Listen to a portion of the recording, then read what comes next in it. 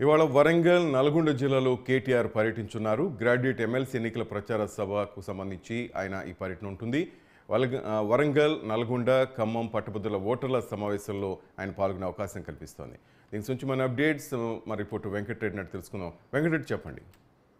Good morning Srinivas. ఇక నల్గొండ జిల్లాలో ఈ రోజు మాజీ మంత్రి కేటీఆర్ పర్యటన కొనసాగనున్న నేపథ్యంలో ఇక 5 నియోజకవర్గాల పరిధిలో బీఆర్ఎస్ శ్రేణులు పెద్ద ఎత్తున జన సమీకరణ చేయడమే కాకుండా పట్టభద్రుల ఎన్నికలకు సంబంధించి ఆ పట్టభద్రులందరినీ కూడా ఇక సమావేశాలకు గ్యాదర్ చేసే పనిలో అయితే ఉన్నారు. ఇక ఈ నెల 27న జరగనున్నటువంటి వరంగల్ ఖమ్మం నల్గొండ పట్టభద్రుల ఎమ్మెల్సీ ఎన్నికకు సంబంధించి ఏనుగుల రాకేష్ రెడ్డి బీఆర్ఎస్ పార్టీ తరఫున ఎమ్మెల్సీ అభ్యర్థిగా ఉన్నారు.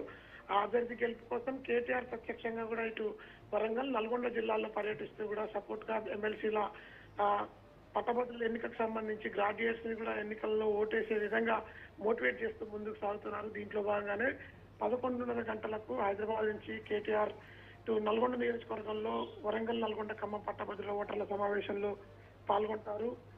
మధ్యాహ్నం 1 గంట తర్వాత దేవరకొండ నియోజకవర్గంలో ఇటు కేటీఆర్ సభ ఉండబోతుంది. అదేవిధంగా ఇటు రవీంద్ర కుమార్ మాజీ ఎమ్మెల్యే దేవరకొండ నియోజకవర్గానికి సంబంధించినటువంటి బీఆర్ఎస్ మాజీ ఎమ్మెల్యే రవీంద్ర కుమార్ తండ్రి మరణించిన ఘటనకు సంబంధించి కూడా కుటుంబాన్ని పరామర్శించేందుకు కేటీఆర్ దేవరకొండకు వస్తున్న పరిస్థితి ఉంది. మరొక వైపు మధ్యాహ్నం 3 గంటల తర్వాత నాగార్జున సాగర్ నియోజకవర్గంలో పట్టభద్రుల ఓటర్ల సమావేశంలో కేటీఆర్ పాల్గొంటారు. 4:30 గంటలకు మిర్యాలగూడెంలో పట్టభద్రుల ఓటర్ల సమావేశానికి హాజరైన అనంతరం సాయంత్రం 6 గంటలకు హుజూర్ నగర్ లో జరిగేటువంటి పట్టభద్రుల ఓటర్ల బహిరంగ సభలో పాల్గొన్న అనంతరం కూడా తిరిగి హైదరాబాద్ కు వెళ్లే విధంగా కేటీఆర్ షెడ్యూల్ అయితే ఖరారయ్యింది. శ్రీనివాస్, రైట్, మొత్తం మీద ఏ విధంగా ఉంది సిచ్యువేషన్, ఏ విధంగా ఉంది పోటీ, ఏ విధంగా కనిపిస్తుంది వెంకటరెడ్డి?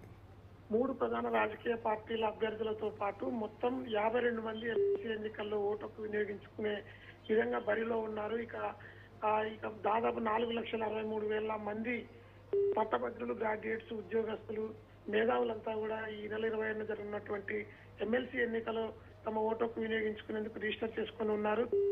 ప్రధాన రాజకీయ పార్టీలు బీఆర్ఎస్ పార్టీ గతంలో ఉన్నటువంటి సిట్టింగ్ ఎమ్మెల్సీ స్థానాన్ని కైవసం చేసుకునే దిశగా ప్లాన్ చేస్తూ కూడా సాగుతుంది.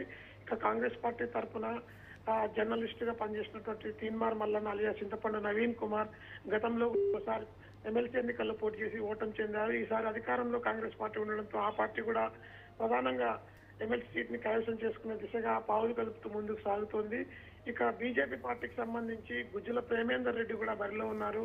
40 సంవత్సరాల పొలిటికల్ అనుభవం నాకుంది, ఖచ్చితంగా మాదే గెలుపు అంటూ కూడా ధీమా వ్యక్తం చేస్తూ ప్రచారం అయితే కొనసాగిస్తున్న పరిస్థితి ఉంది.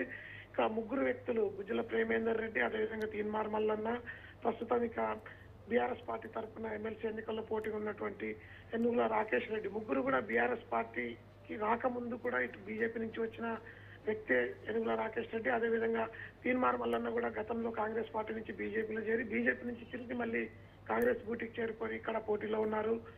ప్రేమేందర్ రెడ్డి బీజేపీ పార్టీలో ఉన్నారు. అయితే 3 కూడా బీజేపీ మూలాలు కలిగిన వ్యక్తులే ఈసారి వరంగల్ నల్గొండ ఖమ్మం పట్టభద్రుల ఎన్నికల్లో పోటీలో ఉండడంతో ఆయా ప్రధాన రాజకీయ పార్టీలను కూడా గెలుపు ధీమాన్ని వ్యక్తం చేస్తూ ప్రచారాన్ని అయితే కొనసాగిస్తూ ముందుకు పోతున్నాయి. Srinivas, thank you Venkatareddy.